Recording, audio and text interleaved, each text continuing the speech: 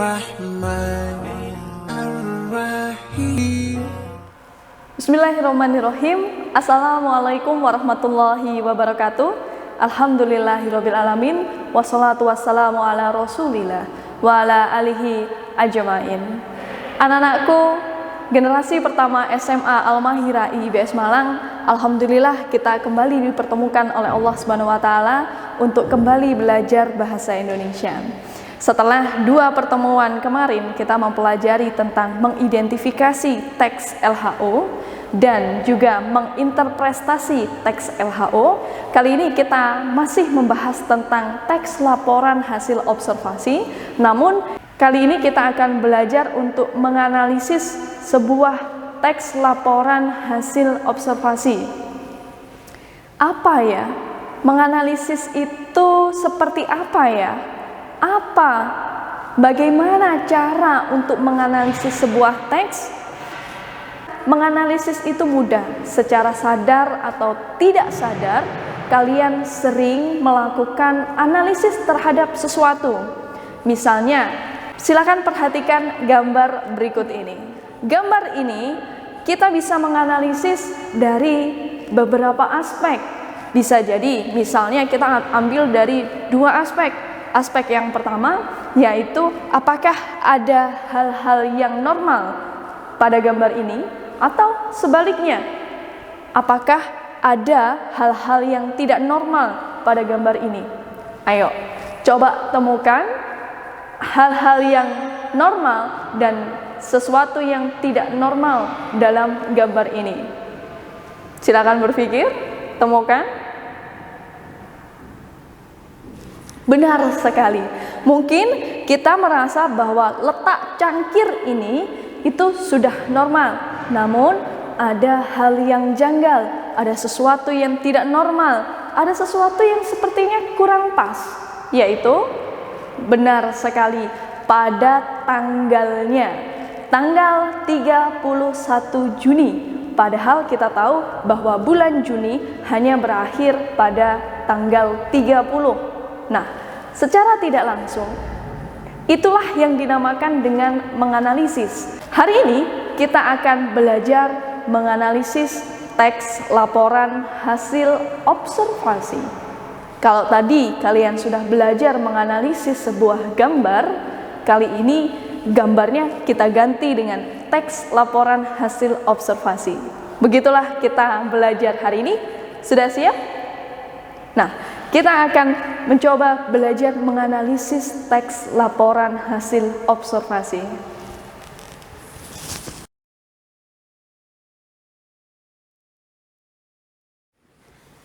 Menganalisis teks laporan hasil observasi, di mana kita akan berusaha mengurai sebuah pokok bahasan atau sebuah teks, ya. Nah, dalam menganalisis teks laporan hasil observasi ada 2 aspek yang akan kita pelajari, yaitu menganalisis isi teks dan juga menganalisis kebahasaan teks laporan hasil observasi.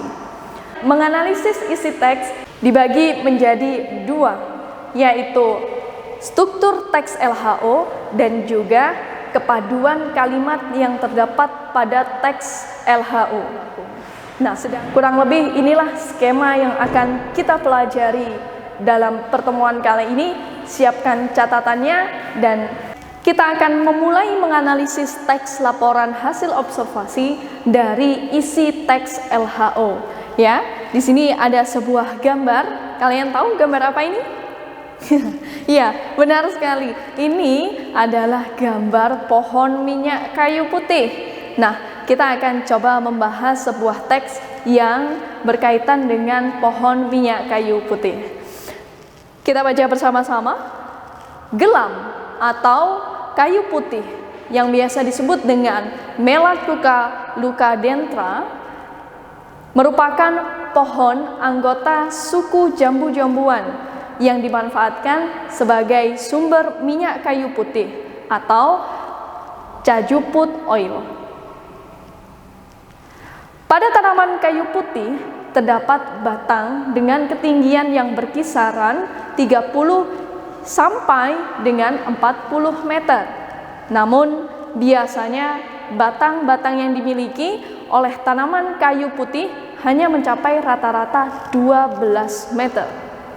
Daun yang dimiliki oleh tanaman kayu putih merupakan salah satu tanaman yang berdaun tunggal. Daunnya memiliki tangkai yang pendek dan disertai dengan helaian daun yang berbentuk seperti lancet atau lonjong. Tanaman kayu putih ini memiliki buah yang dikenal sebagai buah gelam atau mikrobolong. Buah dari tanaman kayu putih ini memiliki warna yang bervariasi. Ada yang berwarna hijau muda dan ada pun yang berwarna buah yang berwarna hijau kecoklatan. Bentuknya kecil yang nampak secara bergerombol pada satu tangkai dan memanjang yang berjumlah 20 sampai 30 buah. Nah, ini adalah salah satu contoh teks laporan hasil observasi yang membahas tentang tanaman atau pohon minyak kayu putih. Nah, sampai di sini apakah kalian bisa menganalisis isi yang berkaitan dengan struktur teks LHO? Jika paragraf pertama merupakan struktur teks LHO bagian pernyataan umum, maka yang kedua masuk struktur apa, Nak? Ya, benar sekali, karena membahas tentang ciri-ciri fisik pohon minyak kayu putih, maka paragraf yang kedua ini disebut dengan deskripsi bagian. Untuk yang paragraf ketiga, kategori struktur apa? Karena masih membahas tentang ciri fisik pohon minyak kayu putih, maka yang ketiga pun juga masih kategori deskripsi bagian. Nah, dari ketiga paragraf ini kita bisa menganalisis kelengkapan strukturnya. Kita review sedikit, ada berapa struktur teks laporan hasil observasi?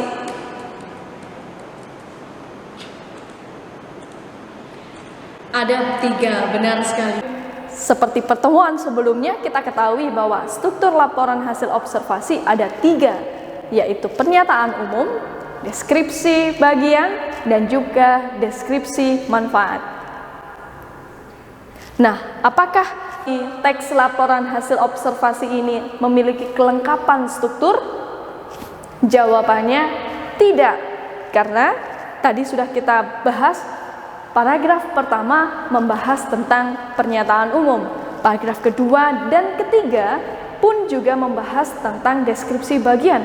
Berarti masih ada satu bagian atau satu struktur teks LHO yang belum tersampaikan di dalam teks ini.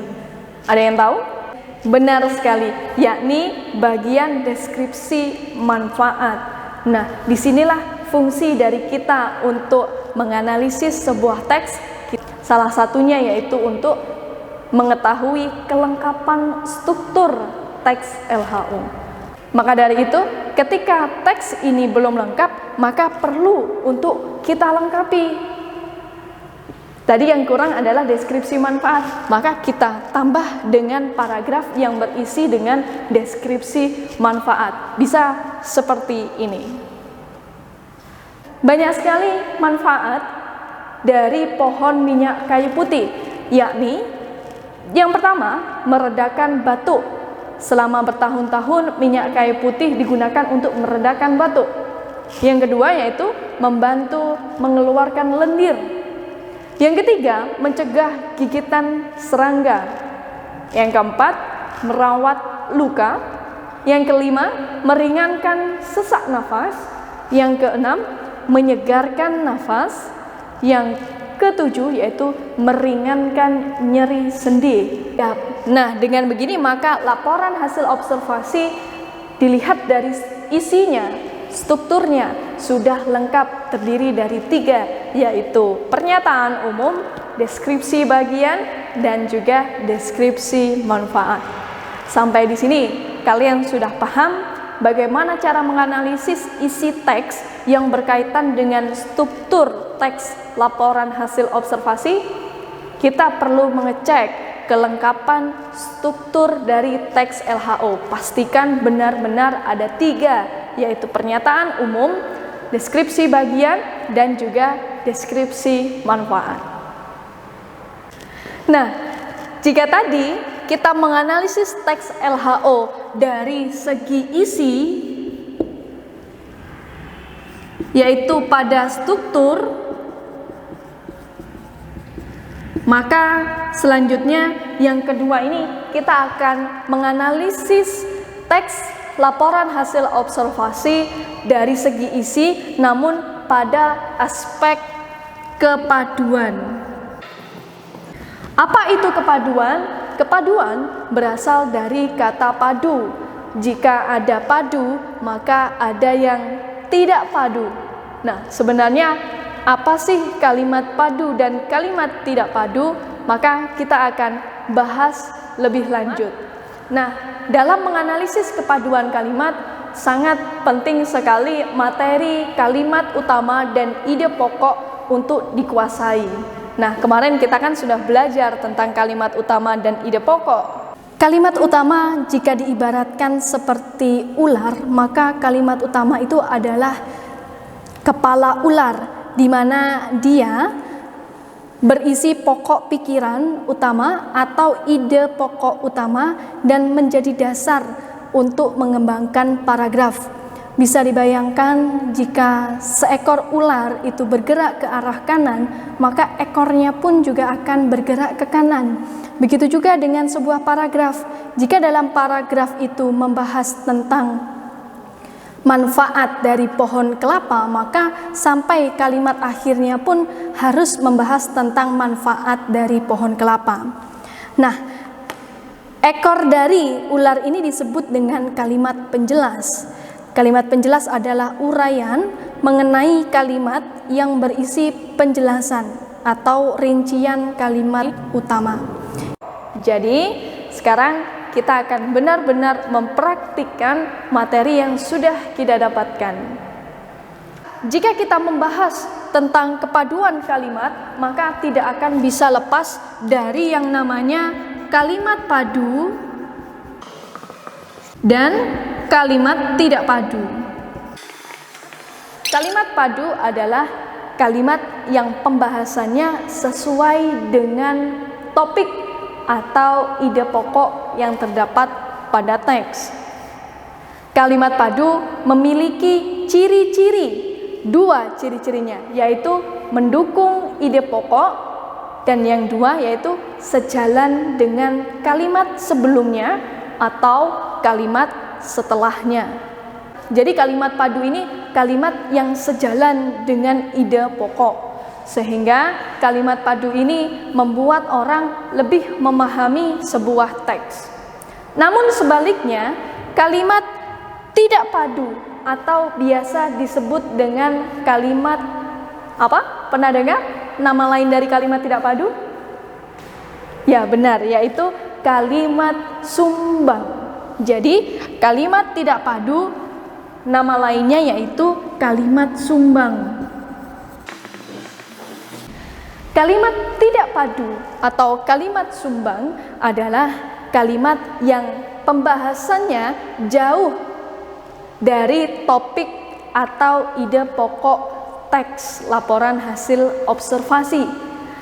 Ciri kalimat tidak padu yang pertama yaitu bertolak belakang dengan ide pokok, dan ciri yang kedua yaitu tidak sejalan atau tidak nyambung dengan kalimat sebelumnya dan kalimat setelahnya. Untuk lebih memudahkan kalian memahami, Ustazah berikan sebuah contoh. Kita akan sama-sama menganalisis kepaduan atau ketidakpaduan kalimat dalam teks laporan hasil observasi berikut ini. Kita baca bersama-sama ya. Sebagian besar hutan tropis terbesar di dunia terdapat di Indonesia. Hutan-hutan ini memiliki kekayaan hayati yang unik. Berdasarkan luasnya, hutan tropis Indonesia menempati urutan ketiga setelah Brasil dan Republik Kongo. Salah satu contoh hutan alam di Indonesia adalah Taman Wisata Sibolangit yang terletak di Kabupaten Deli Serdang. Di kawasan ini terdapat lahan yang sudah terdegradasi oleh adanya kegiatan galian dan konversi.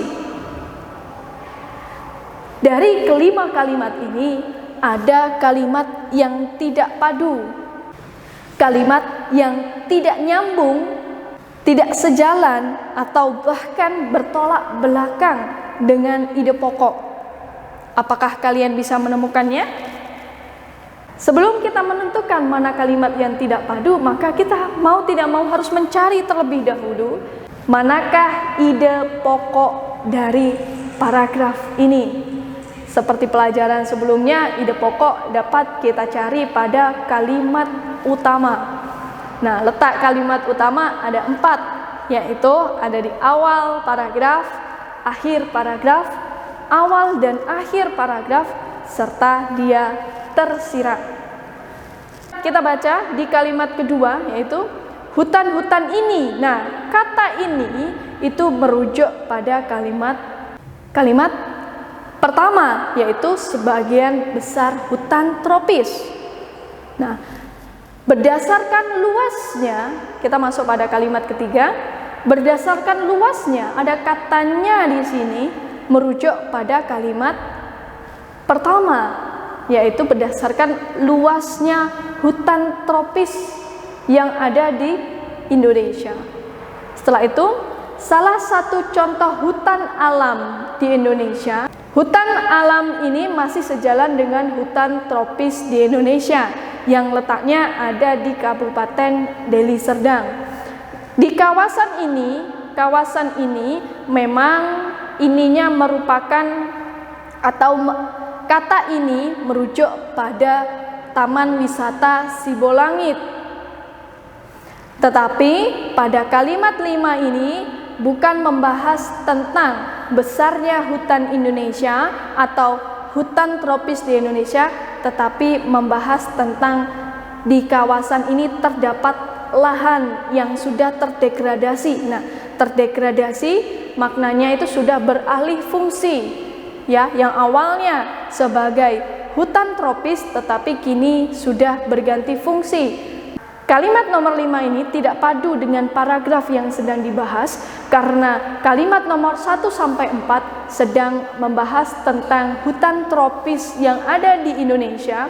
Namun kalimat 5 ini sudah melenceng atau bertolak belakang dengan ide pokok karena kalimat nomor 5 ini membahas tentang adanya degradasi atau peralihan fungsi.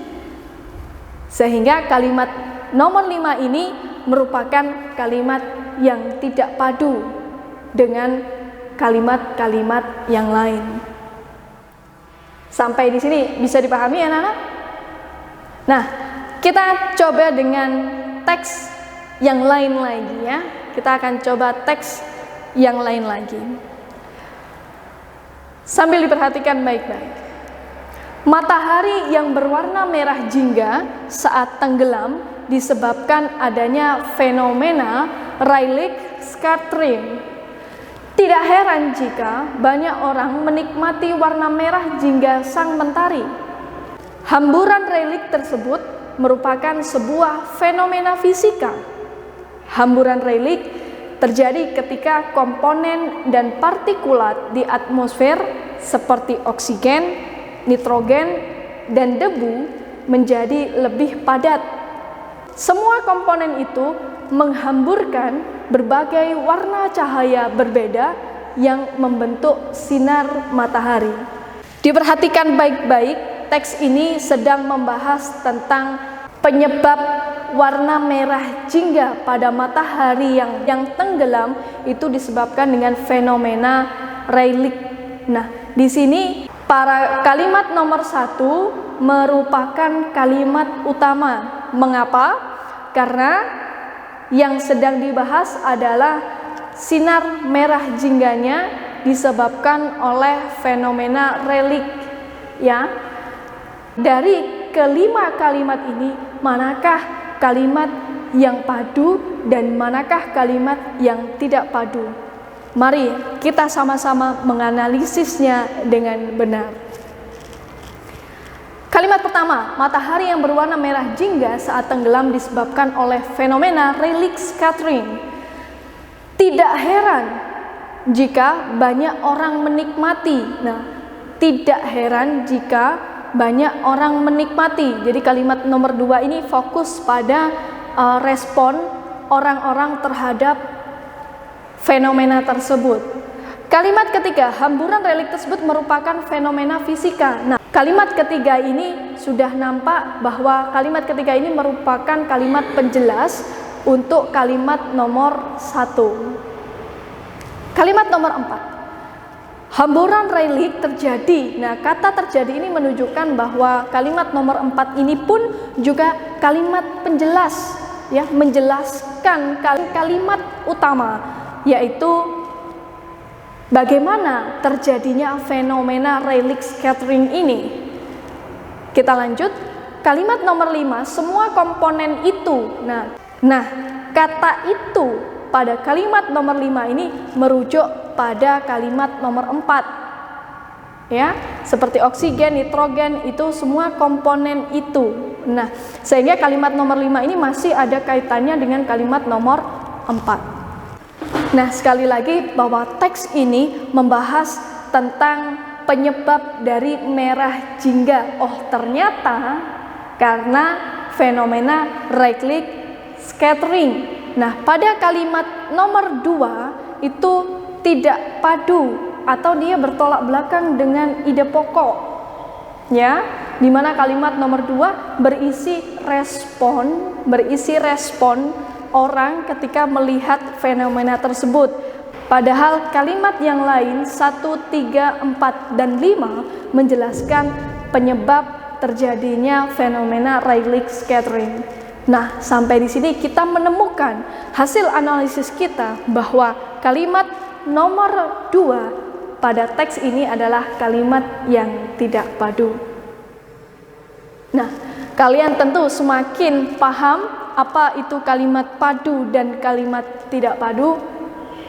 Semoga semakin asik dan menyenangkan belajar bahasa Indonesia bersama Ustazah Nova. Pertemuan selanjutnya untuk materi kebahasaan yaitu ejaan yang sesuai dengan pedoman umum ejaan bahasa Indonesia dan kata baku tidak baku. Selalu jaga kesehatan dan jangan lupa ibadah diperkuat. Sampai jumpa pada pertemuan selanjutnya. Ustazah akhiri, wassalamualaikum warahmatullahi wabarakatuh. رب اجعلني مقيم الصلاة ومن ذريتي ربنا وتقبل دعاء